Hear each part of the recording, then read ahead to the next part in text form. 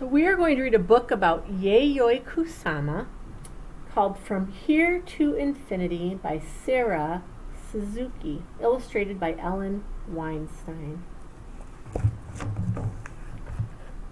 Yayoi Kusama, From Here to Infinity.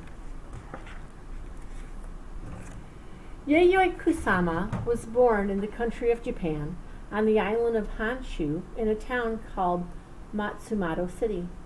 An old palace made of wood and stone overlooked a moat where swans swam. The streets were lined with little shops, and snow-capped mountains rose in the distance, swallowing up the sun as it went down in the evening. Yayoi's family owned nurseries where all kinds of flowers and vegetables grew. Workers tended the plants as they matured from seeds to sprouts to stalks. But Yayoi yearned for a different life, far from the countryside. She dreamed about what lay beyond the mountains, in places far from Matsumoto City. She longed to leave home and see the world. Yayoi's mother wanted her to stay home and learn old-fashioned manners, how to dress elegantly, walk demurely, eat politely, and find a proper husband. But Yayoi wanted to be an artist. Every day she went outside with ink and brushes and paper. She drew things she saw and things she imagined. She looked closely at the pebbles that lined the riverbed and the leaves and stalks of plants, and she drew them as chains of tiny cells that looked like dots. Once she was older and studying in art school, her teachers disapproved of her work, and they demanded that Yayoi paint in the traditional, precise Japanese style. She wanted to go where she could live without so many rules. When she was 28 years old, she packed up her silk kimonos, thousands of drawings, and stuffed dollar bills into the toes of her shoes. It was her first airplane trip. There were only 4 other passengers, and the weather was stormy with rain and lightning. The airplane wobbled and dipped as it flew to America. In New York, Yayoi went to the top of the Empire State Building, the tallest building in a city full of tall buildings. When she looked down, she saw buses and cars and yellow taxis zooming up and down the avenues, and bankers and teachers and artists rushing to work. From up on the 86th floor, they all looked like dots. She felt very far from quiet Matsumoto City and her mother's rules. Here it seemed anything was possible.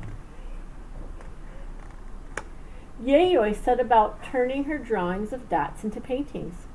The dollar bills she had brought to America quickly ran out. She spent what little money she had left on paints and canvases. She worked day and night. She painted when she was cold. She painted when she was hungry. She painted when she was lonely. And she turned her dots into sculptures too, into soft stuffed tubes that covered sofas and chairs and boats.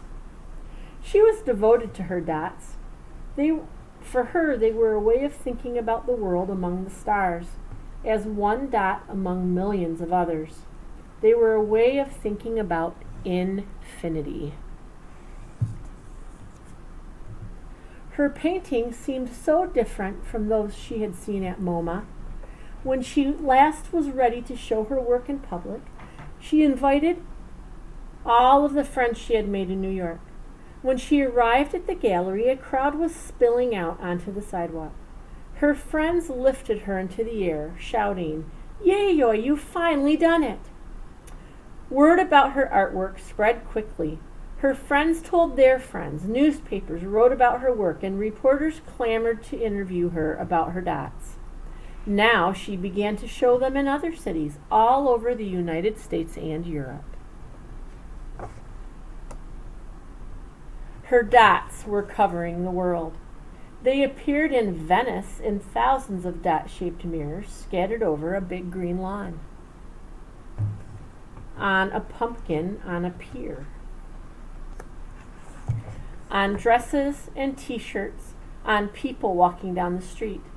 and on mirrored rooms where glowing dots were reflected and reflected again and again, an infinity of dots.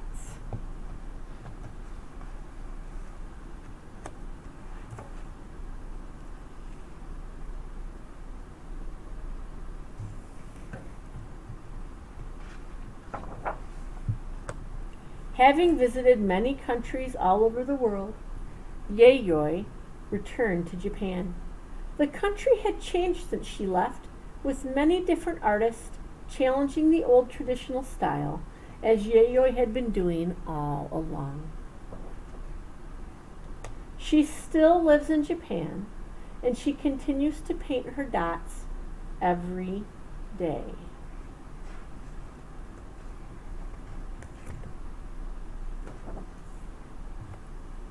And these are some of her artworks. And boys and girls, you should know now an interesting fact that Yayoi Kusama this year will be 100 years old. And she's still living, and she's still painting, and she's still making art. That's another artist who has a lot of grit. So thanks for joining me for this story, and now you can move on and make a choice for what lesson you're going to create today. Thank you.